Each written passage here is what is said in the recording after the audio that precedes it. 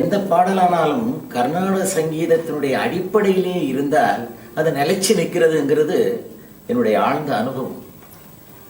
கர்நாடக சங்கீதத்தில் ஒரு சட்டம் இருக்கிறது, ஒரு நியாயம் இருக்கிறது, ஒரு நீதி இருக்கிறது.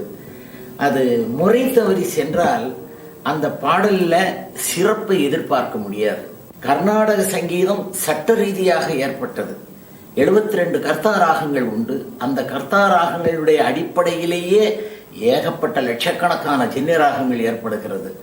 அந்த சட்டப்பிரகாரமாக வந்த பாடல்கள்லாம் பரிமளிச்சு நிற்கணும்னா அந்த தாய் ராகங்களான அந்த 72 கர்த்தா ராகங்களுடைய அடிப்படையிலே வந்தால்தான் சிறப்பாக இருக்கும். அப்பேற்பட்ட பாடல்கள் தான் தொன்று தொட்டு நிலைச்சு நிற்கிறது என்பது என்னுடைய ஆணித்தரமான அசைக்க முடியாத நம்பிக்கை. இசைனால அதுல கர்நாடக இசைங்கிறது ஒரு பெரிய கருவூரம் மாதிரி. அதுலேருந்து வந்து தான் எல்லா மியூசிக்குன்னு கூட சொல்லலாம். வெஸ்டர்ன் மியூசிக், மேல்நாட்டு இசைகளை எத்தனையோ மாறுபாடுகள் இருக்கு இல்லையா, அவைகள் இன்னும் வந்து இந்துஸ்தானி இசை கூட சொல்கிறோம். எதை எடுத்துட்டா கூட நமக்கு என்னமோ கர்நாடக இசையிலேருந்து தான் அவைகள்லாம் வந்திருக்குமோ அப்படின்னு தோன்றது. என்னை பொறுத்த வரைக்கும் நான் நிச்சயமாக சொல்ல முடியும். இதுக்கு சின்ன எக்ஸாம்பிள் ஒன்று சொல்கிறேன். நான் இசையமைப்பாளர் தான் உங்களுக்கு தான் தெரியுமே. அப்போது எம்ஜிஆர் படம் ஒன்று பண்ணேன். அது நவரத்னம்ங்கிற படம். அந்த நவரத்னங்கிற படத்தில் ஒரு சின்ன பெரிய நமக்கு ஒரு போட்டி மாதிரி எனக்கு ஒரு பெரிய வாய்ப்பு கொடுத்தாங்க எங்கள் டைரக்டர் ஏபி நாகராஜன் அவர்களும் எம்ஜிஆர் அவர்களும். அப்போ சொல்லும்பொழுது எம்ஜிஆர் அவர் சொன்னாங்க, கர்நாடக இசையிலேருந்து தான் எல்லா இசையும் பிறந்ததுங்கிற அளவுக்கு சொல்லணும். அதற்கு ஒரு பெரிய புகழ்பெற்ற ஆங்கில பாடல் ஒன்று தேர்ந்தெடுத்து பண்ணணும். அப்படி பார்க்கும்பொழுது அவரே ஒரு பாடலை சொன்னார், எம்ஜிஆர் ஒரு பாட்டை சொன்னார், புகழ்பெற்ற ஆங்கில பாடல். நீங்கள்லாம் பார்த்துருப்பீங்க, மை ஃபேர் லேடின்னு ஒரு படம். அதுலேருந்து ஒரு பாடல். அந்த பாடல் எடுத்து இது கர்நாடக ராகத்தில் என்ன ராகம்னு சொல்லணும். அது மட்டும் இல்லை, அந்த கர்நாடக ராகத்தை தேர்ந்தெடுத்த பிறகு அதில் தியாகராஜ கீர்த்தனை ஒன்று கொண்டு வரணும்னார். இது எவ்வளோ பெரிய சோதனை. அப்போ நான் என்ன பெரிய சோதனையாக இருக்கேன் அப்படின்னு செஞ்சு காட்டினா குன்ன குடிக்க சாதனைன்னு சொன்னார். அந்த டியூனை கேட்டேன். அந்த டியூனை கேட்ட பிறகு ஒன்றுமே புரியல. காரணம் என்னென்னா நிறைய ஆர்கெஸ்ட்ரேஷன் பண்ணி நிறைய அந்த டியூனுடைய ஒரு அமைப்பு அந்த மாதிரி அமைஞ்சிருது. அதனுடைய மெலடி என்ன அப்படிங்கிற எடுக்கிறதுக்கே எனக்கு வந்து கிட்டத்தட்ட 2-3 நாள் ஆச்சு. அந்த என்ன ராகம்னு தெரிஞ்ச உடனே ராகம் கல்யாணிங்கிற முடிவுக்கு வந்தேன். அதை உடனே வந்து எம்ஜிஆர் அவர்கள் வந்து ரிஹர்சலில் வந்து உட்காந்த உடனே சொன்னேன், ராகம் கல்யாணின்னு கண்டுபிடிச்சினேன். Very good. அப்போது இதுக்கு ஒரு தியாகராஜ கீர்த்தனத்தை கண்டுபிடிக்கணும். ஆனால் சுரமே மாறக்கூடாது, ஒரு சுரம் கூட மாறக்கூடாது, அந்த டியூன் அமைப்பில் ஒன்றும் மாறக்கூடாதுன்னு சொல்கிறாரு. என்னத்தை கீர்த்தனையை நான் கண்டுபிடிக்கிறது? எவ்வளோ கஷ்டப்பட்ட தியாக பிரம்மம் பண்ண கல்யாணி ராகத்தில் பண்ண எல்லா கீர்த்தனையும் அலசி பார்த்து நான் சொல்கிறது சீக்கிரம் கண்டுபிடிச்சி கொஞ்சம் லேட்டு தான் பிடிச்சி அந்த கீர்த்தனை பிடிச்ச உடனே பாடி காட்டினேன். ஹீஸ் வெரி ஹாப்பி, ரொம்ப சந்தோஷப்பட்டாங்க. அது இப்போ உங்களுக்கு சொல்கிறேன். அந்த மை ஃபேர் லேடி டியூனில் மெலடி எடுத்த உடனே லன்னு வரும் மெலடி. அந்த டியூன், அந்த வெஸ்டர்ன் டியூனுடைய அமைப்பில். அப்போ அதுக்கு கல்யாணியில் கீர்த்தனை தியாக பிரம்மத்தோடு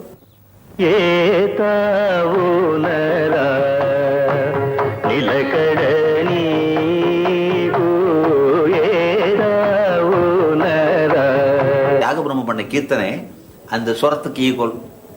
தியாகபிரம்மம் என்னைக்கு பண்ணிட்டு போயிருக்கார், ரைட். இப்போ அந்த நோட்ஸுக்கு இந்த சுரம் இந்த கீர்த்தனை சரியா போச்சு. அதே மாதிரி இன்னொன்று சொன்னேன், எத்தனையோ ஆண்டுகளுக்கு முன்னாடி பலூஸ்கர்னு ஒரு பெரிய ஹிந்துஸ்தானி பாடகர் இருக்காரு. அவர் கூட ஹிந்து மீரா பஜன் பாடியிருக்கார். ஜோ துமோ தோடோ பியான்னு பாடி.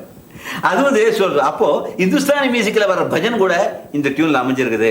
ஆக நம்ம கர்நாடக இசை ஒரு பெரிய கருவூரம் தான்.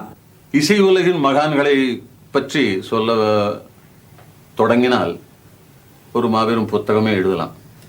எத்தனை பேர் எழுத வருகிறார்கள்.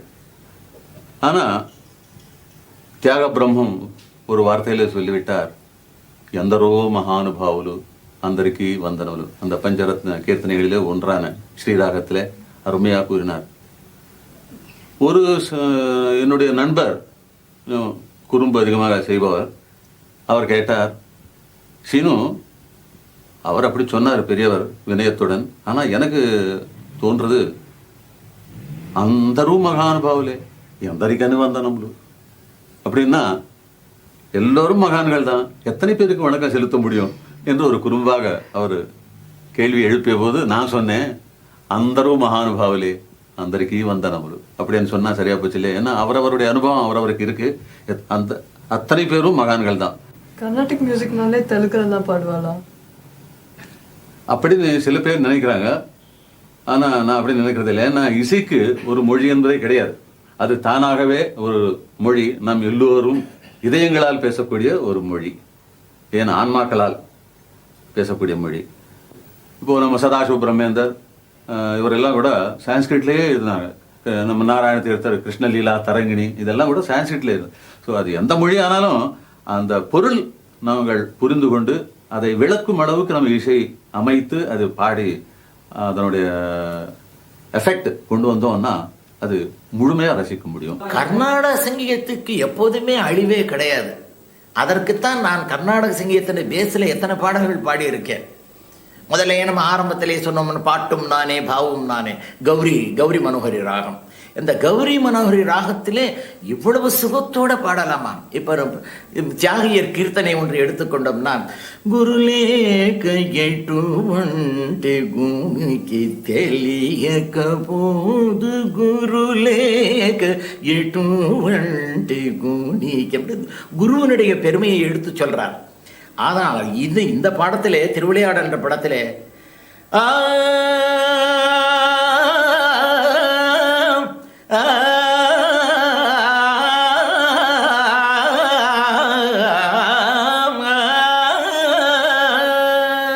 பாட்டும் நானே பாவமும் நானே,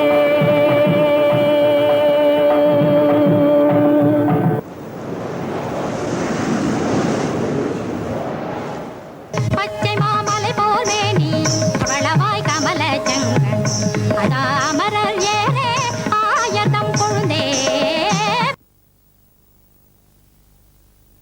ஆழ்வார்களும் நாயன்மார்களும் தமிழகத்தில் ஒரு சமூக மறுமலர்ச்சியை, ஒரு பக்தி மறுபிறவியை உண்டாக்கினாங்கன்னு சொல்லலாம். பக்தி கல்ட்டுன்னு சொல்லுவாங்க.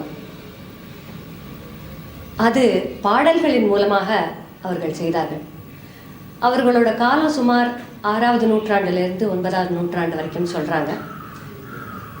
அந்த சமயத்தில் 12 ஆழ்வார்கள், முதலாழ்வார்கள் 3, தவிர பெரியாழ்வார், தொண்டரடிப்பொடி ஆழ்வார், குலசேகர ஆழ்வார், நம்மாழ்வார், மதுரகவி ஆழ்வார், இந்த மாதிரி ஆண்டாள் வரைக்கும் 12 ஆழ்வார்களோட காலம் இது.